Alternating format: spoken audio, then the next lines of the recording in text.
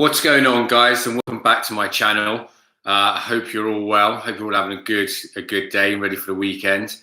Kind of weird the weekend. I hate it when Arsenal aren't playing. Kind of get a little bit bored, if I'm honest with you. Sort of wait around till Monday. For anyone who doesn't know, playing on Monday evening against Bournemouth, 8 p.m, which I believe is on BT Sport again. And yeah, I'm hoping to run a 3 games that we can win. Bournemouth away in the cup, then Burnley away in the league. Although they were really good against Manchester United and turned them over at Old Trafford 2-0 the other night. And also after international break, I believe we've got Newcastle at home. So again, 3 winnable games, really, or we should be looking to kick on now. Hopefully we've turned a corner after that Chelsea game. So yeah, got some transfer updates for you. This morning we're again linked. I don't think we go really a transfer window when we're not linked with him. But obviously we are now a week away from the transfer window shutting, which will shut at 11 p.m. next Friday. And I said in previous videos, really, this is what happens in the last week. Everyone's shooting behind the scenes, seeing if someone's going to there or here, and that might have a knock-on effect to see where other people go. And yeah, this is going to be an exciting new window. We'll see what happens after that. So Thomas Lemar, he's been linked with another move to Arsenal, and this time it's just a straight buy-in for him for 40 million euros, which equates to about £33.5 million. I believe 2 reasons why this could be possible. They are looking to get Edison Cavani in the January transfer window, and they would like to free up some wages.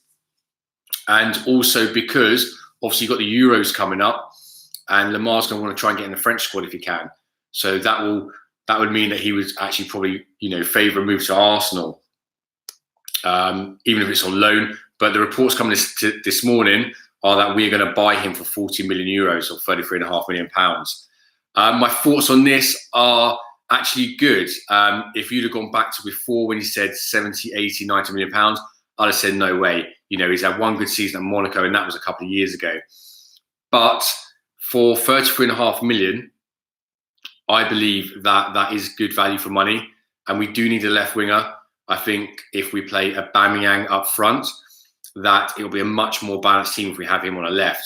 If you imagine him in the centre, Pepe on the right, and Lemar on the left, I mean, that's a pretty good, cool team if you ask me.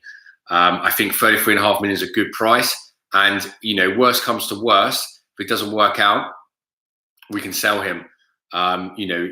Given in mind inflation the next couple of seasons, if it really doesn't work out, we'll probably likely get that money back, if not some more. So yeah, I don't see the price being a factor in there. Let me know what you guys think, though. If you think that's a good deal, bearing in mind obviously the price change, what do you think? Would you now take him, or would you keep with Aubameyang on the left and Lacazette up front? These reports actually suggest that there's no Lacazette going to Atletico Madrid. He's the same way as at Arsenal. We're just going to straight out buy him.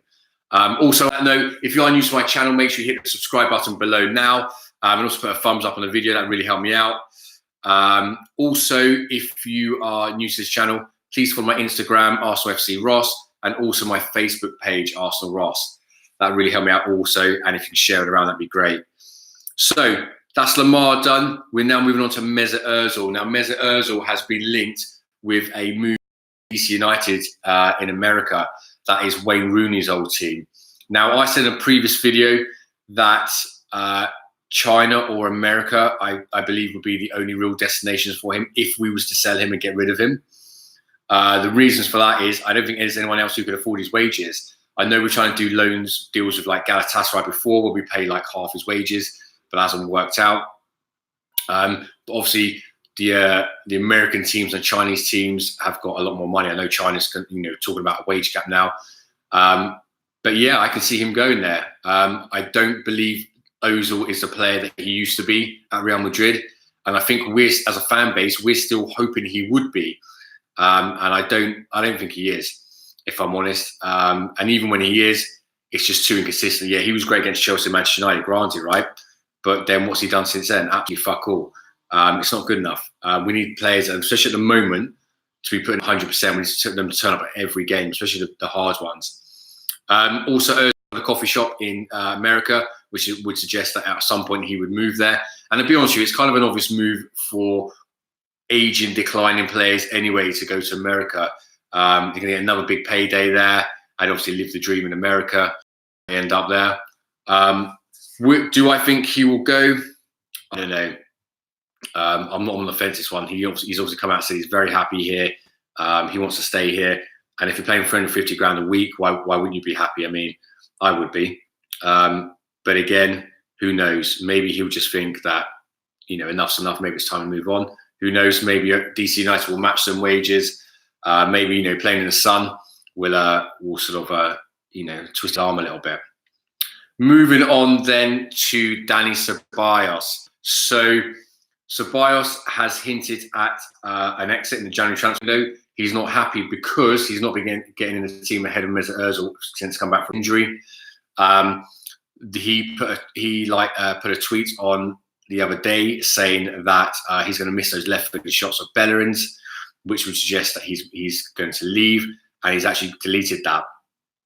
So I don't know if he's done that on purpose. I would have thought so, but that's where that's all come from. And new team in for him is Valencia. Again, I think the Euro 2020 is going to have a lot of say actually on where people move in this last week of the window, because obviously players want to get in their national teams for the European Championships. Valencia as a team has been linked with. That would make a lot of sense.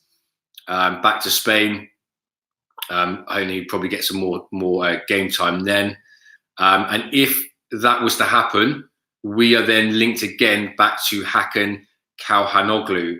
I hope that's how you pronounce it, of AC Milan. We linked with him a couple of weeks ago. So I believe that is dependent on whether Dani Ceballos moves on. I think things haven't worked out for AC Milan. I don't think he's all that great. People say he's a new Mesut Ozil from back in the day. I don't think he's that good. But who knows? Sometimes like Lemar, it doesn't work out for you at certain teams to play a different style of football, which I believe Atletico Madrid do. But who knows? That it could work out for him at Arsenal if he was to come here on loan to the end of the season. Again, let me know what you guys think. What would you do? Personally, I would give Ceballos a more run in the team. Ozil just doesn't do it enough for me. And what he did with Real Madrid days was years ago. We're in the here and now, and he needs to turn up in every game.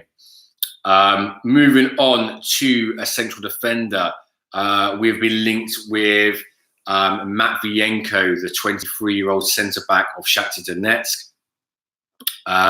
Now, he played against Man City when Arteta was obviously the coach at Manchester City, and apparently really impressed. I've seen some clips on YouTube and stuff like that. Again, YouTube made Sonogo look good, so I'm not going to go by that. But from all the things I've heard and seen, he does look like a really good defender. Apparently, Arsenal have made contact with Shakhtar Donetsk looking for a deal. They are on more wanting a loan to the end of the season with a view to buy, whereas Shakhtar Donetsk just want to sell for £30 million. So make of that what you will. Obviously, Arsenal don't usually want to spend money unless they really have to. So I can't believe they're going to loan us him, but we'll see. I never heard this guy until yesterday morning. Sorry. But from what I've seen and heard, he looks a very good defender. So we'll wait and see how that works out on there. Moving on again to Bruno Gomes, the Brazilian central defensive midfielder who plays for Atletico Paranaense in Brazil. We've been linked with, I think Benfica had a £70 million bid rejected for him. Atletico Madrid have now entered the race for him. So who knows? I mean, who knows? That might be his agent just saying that to try and, panic someone into buying him. But they are now in a front seat to buy him if they will do by the end of the window. And to be honest with you, he sounds more like an Atletico Madrid player, whereas Lemar doesn't. I mean, maybe they're waiting for Lemar to move to Arsenal and they'll get him. Who knows? We'll all wait and see. I think it's going to be a very interesting last 7 days of the window, if I'm honest. You can see a lot of deals, probably loan deals go through. And again, like I said before, players want to play for their countries in the Euro 2020. So I think that's going to have a massive factor on a lot of things. Another thing about the Kurzawa deal, I've heard we were in advanced talks and we're going to sign him today. I've got a feeling this isn't going to happen. I'll be happy if it doesn't, to be honest, because I don't think he's all that good. buying someone who's got a track record of injuries is not what we need right now. And we have Ainsley Maitland-Niles and Saka, who've done really good at fullback. You know, Saka's been absolutely brilliant. He's been getting lots of game time, and he's been superb defensively and offensively. And the same with Ainsley Maitland-Niles. I know he was dropped for the game against Chelsea, and Bellerin came and did a brilliant job. But apart from that, before the game against Sheffield United, even though he was, you know, he had a bad game, before that he's been absolutely brilliant. I mean, Zaha didn't even have a kick against him when we played Palace. I mean, literally had him in the pocket the whole game. So I'll be really happy if that deal doesn't come through. And to be honest with you, I've never really heard of him before anyway, because of us. So I'm happy for him to stay there. Moving on, last player to tell you about is Mustafi. His dad has come out and said they are looking at options for him to play for another team in this January transfer window, not the summer. So he said it has to be right for him, has to be right for the player. He's been linked with a few clubs. I know Galatasaray recently. That doesn't look like now that it's going to come through. You think he's been linked with teams in Germany now. And again, like I said in previous streams, I think that that'll be a good signing for best for both parties, really. I think Mustafi's done now. You know, it was written all over his face when he did that mistake against Chelsea. Like you saw him on TV. He looked absolutely, you know, he just knew it wasn't good enough. So I can see this hopefully going through. And then maybe again, like I said before, if one player now moves, then maybe that means we get Matviyenko. I personally would be massively in favour of that. Let's be honest. I don't think he can be any worse than Mustafi. Although I probably shouldn't say that. Probably tempting fate.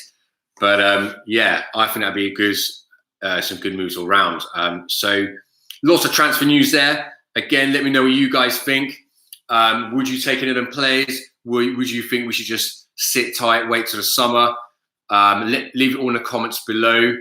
Again, guys, if you are new to this channel, hit the subscribe button now for more transfer updates and live streams. Put a big thumbs up on the video and like and share it around.